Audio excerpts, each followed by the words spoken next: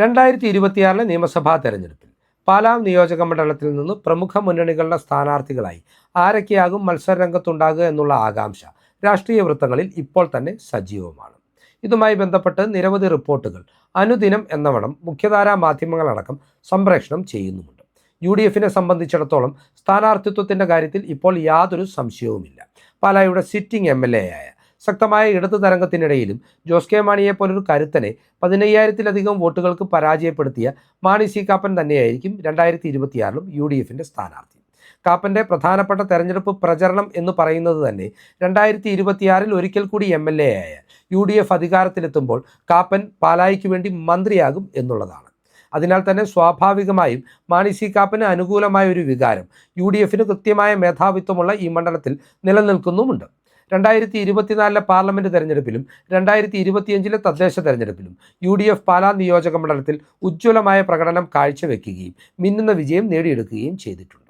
LDF ക്യാമ്പിലേക്ക് എത്തുമ്പോൾ 2026 Jose K Mani മത്സരരംഗത്തുണ്ടാകുമോ എന്നുള്ളതാണ് പ്രധാനപ്പെട്ട ചോദ്യം എന്ന് പറയുന്നത്. ജോസ് കെ മാണി പാലാ തിരികെ പിടിക്കുവാൻ വീണ്ടും മത്സരത്തിനിറങ്ങുമെന്നുള്ള പ്രചാരണങ്ങൾ ജോസ് കെ മാണിയുടെ ക്യാമ്പുകൾ അല്ലെങ്കിൽ മാണി ഗ്രൂപ്പിൻ്റെ സൈബർ കേന്ദ്രങ്ങൾ ശക്തമായി തന്നെ നടത്തുന്നുമുണ്ട്. എന്നാൽ നിലവിൽ പുറത്തുവരുന്ന സൂചനകൾ അനുസരിച്ച് ജോസ് കെ മാണി 2026 നിയമസഭാ തെരഞ്ഞെടുപ്പിൽ മത്സരരംഗത്തുണ്ടാവില്ല എന്നാണ് മനസ്സിലാക്കുവാൻ കഴിയുന്നത്. ജോസ് കെ മാണിയെ സംബന്ധിച്ച് പറയുമ്പോൾ 2024 അദ്ദേഹം രാജ്യസഭയിലേക്ക് വീണ്ടും തെരഞ്ഞെടുക്കപ്പെട്ടത്. അതിനാൽ തന്നെ ഇനി 4 വർഷം കൂടി അദ്ദേഹത്തിന് അവിടെ കാലാവധി ബാക്കിയും ഇരിപ്പുണ്ട്.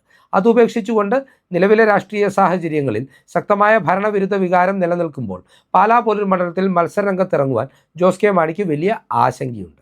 ഇനി കടുത്തുരുത്തിയിലേക്ക് മാറി മത്സരിക്കാമെന്ന് വെച്ചാലും അവിടെ മോൻസിനെ പരാജയപ്പെടുത്തുക എളുപ്പമല്ല എന്നും ജോസ് കൃത്യമായി തിരിച്ചറിയുന്നുണ്ട്. അതിനാൽ തന്നെ ജോസിന് പകരക്കാരനെ കണ്ടെത്തുവാനുള്ള കാര്യക്ഷമമായിട്ടുള്ള ആലോചനകൾ കേരള കോൺഗ്രസ് മാണി ഗ്രൂപ്പിൻ്റെ രാഷ്ട്രീയ വൃത്തങ്ങളിൽ കഴിഞ്ഞ ആഴ്ചകളിൽ സജീവമായിരുന്നു. എന്നാൽ ആത്യന്തികമായി ജോസ് കെ മാണി തന്നെ ഈ വിഷയത്തിനൊരു പരിഹാരവും കണ്ടെത്തി എന്നതിൻ്റെ സൂചനകളാണ് ഇപ്പോൾ പുറത്തു വരുന്നത്. ജോസ് കെ മാണിയുടെയും KM മാണിയുടെയും കുടുംബമായ കരിങ്ങോഴയ്ക്കൽ കുടുംബത്തിൻ്റെ കുത്തക അവകാശം പോലെയാണ് കേരള കോൺഗ്രസ് മാണി ഗ്രൂപ്പ് ഈ പാലാ സീറ്റിനെ നോക്കിക്കാണുന്നത്. അതിനാൽ തന്നെ കുടുംബത്തിനുള്ളിൽ നിന്ന് തന്നെ ഒരു സ്ഥാനാർത്ഥിയെ അവതരിപ്പിക്കുവാനാണ് ജോസ് 2026 തീരുമാനമെടുത്തിരിക്കുന്നത് എന്നാണ് അറിയാൻ കഴിയുന്നത്. സ്ഥാനാർത്ഥിയായി രംഗത്തിറങ്ങുവാൻ പോകുന്നത് മറ്റാരുമല്ല ജോസ് കെ മാണിയുടെ പത്നിയായ നിഷ ജോസ് കെ മാണി തന്നെയായിരിക്കും എന്ന സൂചനകളും പുറത്തു വരുന്നുണ്ട്. ഇതുമായി ബന്ധപ്പെട്ട് തൻ്റെ സ്ഥാനാർത്ഥിത്വവുമായി ബന്ധപ്പെട്ട് പാലായിൽ നടന്നിട്ടുള്ള ചില സ്വകാര്യ ചടങ്ങുകളിൽ നിഷ ജോസ് കെ മാണി തന്നെ ആളുകളോട് കാര്യങ്ങൾ സൂചിപ്പിക്കുകയും ചെയ്തിട്ടുണ്ട്. തന്നെ എല്ലാവരും സ്ഥാനാർത്ഥിയാകുവാൻ നിർബന്ധിക്കുന്നുവെന്നും എന്നാൽ താൻ അല്പം കൺഫ്യൂസ്ഡ് ആണ്, അതിനാൽ തനിക്ക് വേണ്ടി പ്രാർത്ഥിക്കണമെന്നുമുള്ള അപേക്ഷയാണ് നിഷ ജോസ് കെ മാണി സ്വകാര്യ സംഭാഷണങ്ങളിൽ വോട്ടർമാരോട് പങ്കുവെക്കുന്നത്. 2026 നിയമസഭാ തെരഞ്ഞെടുപ്പിൽ നിഷ ജോസ് കെ മാണി മത്സരത്തിനിറങ്ങിയാൽ ജോസ് കെ മാണിയേക്കാൾ വിജയസാധ്യതയോ ഉണ്ടോ എന്ന് ചോദിച്ചാൽ അത് ഇല്ല എന്ന് തന്നെയാണ് നമുക്ക് വിലയിരുത്തുവാൻ കഴിയുന്നത്. എന്നിട്ടും എന്തുകൊണ്ട് ജോസ് കെ മാണി നിഷയെ കളത്തിലിറക്കുന്നു എന്ന് ചോദിച്ചാൽ കുടുംബത്തിനുള്ളിൽ തന്നെ സ്ഥാനാർത്ഥിത്വം നിലനിർത്തുക, മണ്ഡലം നഷ്ടപ്പെട്ടു പോയാലും വേണ്ടില്ല, മറ്റൊരാളെ സ്ഥാനാർത്ഥിയായി അവരോധിച്ച് ഒരു ക്ലെയിം ഭാവിയിൽ ഉണ്ടാകുന്ന സാഹചര്യം ഒഴിവാക്കുക എന്നതാണ് ജോസ് ലക്ഷ്യമിടുന്നതെന്നും രാഷ്ട്രീയ വൃത്തങ്ങൾ വിലയിരുത്തുന്നുണ്ട്. ശക്തരായ സ്ഥാനാർത്ഥികളെ അവതരിപ്പിച്ച് പാലായിൽ മികച്ച പോരാട്ടം കാഴ്ചവെക്കുവാനുള്ള സാധ്യതകൾ നിലനിൽക്കെ തന്നെ തൻ്റെ കുടുംബത്തിനുള്ളിൽ സീറ്റ് നിലനിർത്തി ഭാവിയിലേക്ക് തനിക്ക് വെല്ലുവിളികൾ ഉണ്ടാവുന്നില്ല എന്ന് ഉറപ്പുവരുത്തുവാനാണ് ജോസിൻ്റെ ഭാഗത്തു നിന്ന് ഇത്തരമൊരു തീരുമാനം ഉണ്ടായിരിക്കുന്നത് എന്ന് വേണം സ്വാഭാവികമായും നാം അനുമാനിക്കാൻ. ഇനി NDAയുടെ സ്ഥാനാർത്ഥിയുടെ കാര്യത്തിലേക്ക് എത്തിയാൽ ഇവിടെ BJPയുടെ സംസ്ഥാന വൈസ് പ്രസിഡൻ്റായിട്ടുള്ള ഷോൺ ജോർജ് സ്ഥാനാർത്ഥിയാകുമെന്നുള്ള പ്രചരണങ്ങളാണ് സജീവമായി നടക്കുന്നത്. ഷോൺ ജോർജ് പാലാ നിയോജക മണ്ഡലത്തിൻ്റെ ചുമതല BJPയിൽ ഔപചാരികമായി വഹിക്കുന്നുണ്ട് എന്നുള്ളത് ഈ പ്രചാരണങ്ങളുടെ ആക്കം കൂട്ടുന്നുണ്ട്. തെരഞ്ഞെടുപ്പ് പ്രചാരണ പ്രവർത്തനങ്ങളുടെ ഭാഗമായി ഷോൺ ജോർജ് പാലായിൽ വീട് വാടകയ്ക്കെടുത്തു എന്നുവരെയുള്ള റിപ്പോർട്ടുകളും പുറത്തു വരുന്നുണ്ട്. ഏതൊക്കെയാണെങ്കിലും കഴിഞ്ഞ ദിവസങ്ങളിൽ പാലാ നിയോജക മണ്ഡലത്തിലെ പ്രധാന വ്യക്തിത്വങ്ങളുമായി ഷോൺ ജോർജ് നേരിട്ടെത്തി കൂടിക്കാഴ്ചയും നടത്തുന്നുണ്ട്. എന്നാൽ ഏറ്റവും പുതിയ റിപ്പോർട്ടുകൾ അനുസരിച്ച് 2026 നിയമസഭാ തെരഞ്ഞെടുപ്പിൽ ഷോൺ ജോർജ് സ്ഥാനാർത്ഥിയാവില്ല എന്നുള്ളതിൻ്റെ സൂചനകളും പുറത്തു വരുന്നുണ്ട്. ഷോണിൻ്റെ പിതാവായ PC ജോർജ് ഒരിക്കൽ കൂടി പൂഞ്ഞാറിൽ നിന്ന് മത്സരരംഗത്തിറങ്ങുവാൻ തീരുമാനിച്ചതിൻ്റെ പശ്ചാത്തലത്തിലാണ് പാലായിൽ മത്സരിക്കുവാനുള്ള നീക്കം ഷോൺ ഉപേക്ഷിക്കുന്നതെന്നാണ് മനസ്സിലാക്കുവാൻ കഴിയുന്നത്. BJPയിൽ നിന്ന് സ്ഥാനമാനങ്ങൾ പ്രതീക്ഷിച്ചിരുന്നതിനാലാണ് PC ജോർജ് താൻ ഇത്തവണ മത്സരരംഗത്തുണ്ടാവില്ല എന്ന് ആദ്യഘട്ടത്തിൽ വെളിപ്പെടുത്തിയിരുന്നത്. താൻ ന്യൂനപക്ഷ കമ്മീഷൻ്റെ ദേശീയ അധ്യക്ഷനാകുമെന്നുള്ള അഭിപ്രായ പ്രകടനവും അവകാശവാദവും PC ജോർജ് തന്നെ നിരവധി കേന്ദ്രങ്ങളിൽ ഉയർത്തിയിരുന്നു. എന്നാൽ നിലവിലെ രാഷ്ട്രീയ സാഹചര്യത്തിൽ നിയമസഭാ തെരഞ്ഞെടുപ്പിന് മുന്നോടിയായി ജോർജിന് ഇത്തരമൊരു സ്ഥാനം BJP അനുവദിക്കില്ല എന്നതിൻ്റെ സൂചനകൾ പുറത്തു വന്നതോടുകൂടിയാണ് തൻ്റെ മുൻ നിലപാടിൽ നിന്നും മാറ്റം വരുത്തിക്കൊണ്ട് താൻ ഒരിക്കൽ കൂടി പൂഞ്ഞാറിൽ മത്സരരംഗത്ത് ഇറങ്ങുവാൻ പോകുന്നു എന്നുള്ളതിൻ്റെ സൂചനകൾ PC ജോർജ് പുറത്തുവിട്ട് തുടങ്ങുന്നത്. BJP തനിക്ക് ടിക്കറ്റ് അനുവദിച്ചാലും ഇല്ലെങ്കിലും താൻ തന്നെയായിരിക്കും പൂഞ്ഞാറിൽ സ്ഥാനാർത്ഥിയാകുക എന്ന വെല്ലുവിളിയും ജോർജ് നടത്തുന്നുണ്ട്. നിലവിലെ രാഷ്ട്രീയ സാഹചര്യങ്ങൾ പരിഗണിക്കുമ്പോൾ PC ജോർജ് പൂഞ്ഞാറിൽ മത്സരിക്കുന്ന സാഹചര്യത്തിൽ തൊട്ടടുത്ത മണ്ഡലമായ പാലായിൽ മത്സരിക്കുവാൻ ഷോൺ ജോർജിന് ചില പരിമിതികളുണ്ട്. ഏറ്റവും വലിയ പരിമിതി എന്ന് പറയുന്നത് PC ജോർജിൻ്റെ കെട്ടില്ലാത്ത നാവ് തന്നെയാണെന്നും നാം മനസ്സിലാക്കേണ്ടിയിരിക്കുന്നു. PC ജോർജ് എന്നും വിവാദങ്ങളുടെ പിറകെ നടക്കുന്ന ഒരു രാഷ്ട്രീയക്കാരനാണ്. അതിനാൽ തന്നെ ഏറ്റവും പ്രകോപനപരമായ പ്രസ്താവനകൾ തിരഞ്ഞെടുപ്പ് കാലത്ത് ജോർജിൻ്റെ ഭാഗത്തു നിന്നുണ്ടാകുമെന്നതിൽ തർക്കമില്ല.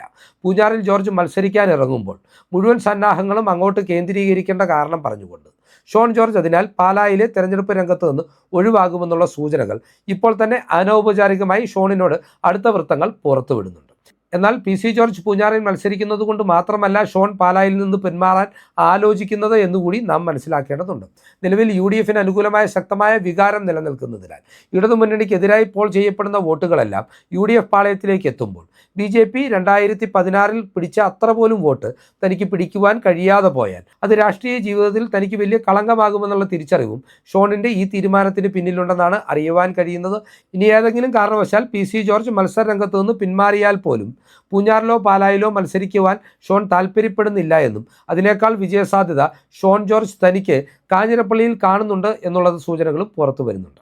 ഏതൊക്കെയാണെങ്കിലും പാലായിൽ ഇപ്പോൾ ഉയർന്നു കേൾക്കുന്ന പ്രധാനപ്പെട്ട സ്ഥാനാർത്ഥികളെല്ലാം ശക്തമായ UDF അനുകൂല തരംഗത്തിൻ്റെ പശ്ചാത്തലത്തിൽ ഒന്നല്ലെങ്കിൽ മറ്റൊരു കാരണം പറഞ്ഞുകൊണ്ട് തെരഞ്ഞെടുപ്പ് രംഗത്ത് നിന്ന് മാറി നിൽക്കുന്ന കാഴ്ചയാണ് ആനുകാലിക രാഷ്ട്രീയ യാഥാർത്ഥ്യം എന്ന് പറയുന്നത്. വരാനിരിക്കുന്ന നിയമസഭാ തെരഞ്ഞെടുപ്പിൽ KM മാണിക്ക് ശേഷം പാലായ്ക്ക് ഒരു മന്ത്രി എന്ന നിലയിൽ മാണി സി കാപ്പൻ പ്രചരണ രംഗത്ത് മുന്നേറുമ്പോൾ ഫെബ്രുവരി 24 VD സതീശൻ നയിക്കുന്ന പുതുയുഗയാത്രയും പാലായിലെത്തുന്നുണ്ട്.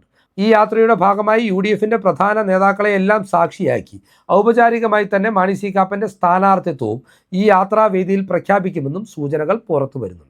എന്തൊക്കെയാണെങ്കിലും പാലായെ സംബന്ധിച്ച് പറയുമ്പോൾ മാണി സി കാപ്പന് ഏറ്റവും അധികം ആത്മവിശ്വാസം പകരുന്ന ഘടകമെന്ന് പറയുന്നത് പാലാ നിയോജക മണ്ഡലത്തിലെ 13 തദ്ദേശ സ്ഥാപനങ്ങളിൽ 8 UDF ഭരണം നേടി എന്നുള്ളതാണ്. 2020 തദ്ദേശ തെരഞ്ഞെടുപ്പിന് ശേഷം കാപ്പൻ 2021 UDF സ്ഥാനാർത്ഥിയായി മത്സരിക്കുമ്പോൾ പാലാ നിയോജക മണ്ഡലത്തിലെ 13 തദ്ദേശ സ്ഥാപനങ്ങളിൽ 7 LDF ഭരണമായിരുന്നു, ഒരിടത്ത് NDAയുടെ ഭരണമായിരുന്നു. UDFന് ഭരണനഷ്ടം സംഭവിച്ചിട്ടുള്ള 5 പഞ്ചായത്തുകളിൽ 2 നറുക്കെടുപ്പിൻ്റെ ആനുകൂല്യത്തിൽ മാത്രമാണ് തുല്യം എന്ന നിലയിൽ നിന്ന് LDF ഭരണം നേടിയെടുത്തത്. അതുപോലെ തന്നെ പാലാ നിയോജക മണ്ഡലത്തിലെ കരൂർ പഞ്ചായത്തിൽ UDF സ്വതന്ത്രനെ കാലുവാരിച്ച് തങ്ങളുടെ ഒപ്പം എത്തിച്ചാണ് അവർ ഭരണം പിടിച്ചെടുത്തിട്ടുള്ളത്. അതിനാൽ തന്നെ LDF കൃത്യമായി കേവലം 2 പഞ്ചായത്തുകളിൽ മാത്രം അധികാരമുറപ്പിക്കുന്ന രാഷ്ട്രീയ സാഹചര്യത്തിൽ BJPക്ക് ഉള്ള പഞ്ചായത്ത് കൂടി നഷ്ടപ്പെട്ട രാഷ്ട്രീയ സാഹചര്യത്തിൽ ഷോൺ ജോർജിൻ്റെ സ്ഥാനാർത്ഥിത്വത്തോട് ലോക്കലായി BJP നേതൃത്വത്തിൽ നിന്ന് ശക്തമായ എതിർപ്പ് ഉയർന്നു വരുന്ന സാഹചര്യത്തിൽ കാര്യങ്ങളെല്ലാം മാണി സി കാപ്പന് അനുകൂലം തന്നെയാണ്. അതിനാൽ തന്നെ 2026 നിയമസഭാ തെരഞ്ഞെടുപ്പ് സമാപിക്കുമ്പോൾ UDF അധികാരത്തിലേക്ക് എത്തിയാൽ പാലായുടെ മാണിക്കപ്പുറമുള്ള ഒരു മന്ത്രിയായി മറ്റൊരു മാണി കൂടി കടന്നു വരുന്ന കാഴ്ചയായിരിക്കും കേരളത്തിൽ കാണുവാൻ കഴിയുക. മാണി സി കാപ്പൻ തന്നെ ചെറിയൊരു ഇടവേളയിൽ തങ്ങൾക്ക് നഷ്ടപ്പെടുത്തിയ പാലായുടെ ആധിപത്യം അദ്ദേഹത്തിലൂടെ തന്നെ നിലനിർത്തുവാൻ UDF ആഗ്രഹിക്കുമ്പോൾ ഉജ്ജ്വലമായ ഒരു വിജയമാണ് UDF ഇവിടെ സ്വപ്നം കാണുന്നത്. ഏതൊക്കെയാണെങ്കിലും വരാനിരിക്കുന്ന നിയമസഭാ തെരഞ്ഞെടുപ്പ് ജോസ് കെ മാണിക്ക് ഉയർത്തുന്ന വെല്ലുവിളികളും ചെറുതല്ല. പാലായിൽ വിജയസാധ്യതയില്ല, കടുത്തുരുത്തിയിൽ വിജയസാധ്യതയില്ല എന്നത് മാത്രമല്ല, ജോസ് കെ മാണിയെ സംബന്ധിച്ചിടത്തോളം അദ്ദേഹത്തിൻ്റെ പാർട്ടിക്ക് MLA-മാരുള്ള 5 സിറ്റിംഗ് സീറ്റുകളിലും കടുത്ത പോരാട്ടമാണ് അവരുടെ MLA-മാർ നേരിടുന്നത്. ഒരുപക്ഷെ ഒരു MLA-യെ പോലും വിജയിപ്പിക്കുവാൻ കഴിയാത്ത ഒരവസ്ഥയിലേക്ക് ജോസിൻ്റെ പാർട്ടി 2026 നിയമസഭാ തെരഞ്ഞെടുപ്പ് കഴിയുമ്പോൾ കൂപ്പുകുത്തുവാനുള്ള സാധ്യതകളും സജീവമാണ്. ഏതൊക്കെയാണെങ്കിലും മാണി സി കാപ്പനെ ഭയന്ന് ജോസ് കെ മാണിയും ഷോൺ ജോർജും മത്സര രംഗത്തു നിന്ന് പിന്മാറുവാനുള്ള സാധ്യതകൾ സജീവമാണെന്നുള്ള റിപ്പോർട്ടുകൾ പ്രേക്ഷകർക്കായി പങ്കുവെച്ചുകൊണ്ട് ഈ വീഡിയോ ഇവിടെ അവസാനിപ്പിക്കുകയാണ്. കൂടുതൽ രാഷ്ട്രീയ വാർത്തകൾക്കും വിശകലനങ്ങൾക്കുമായി ഞങ്ങളുടെ ചാനൽ സബ്സ്ക്രൈബ് ചെയ്യുക. നന്ദി.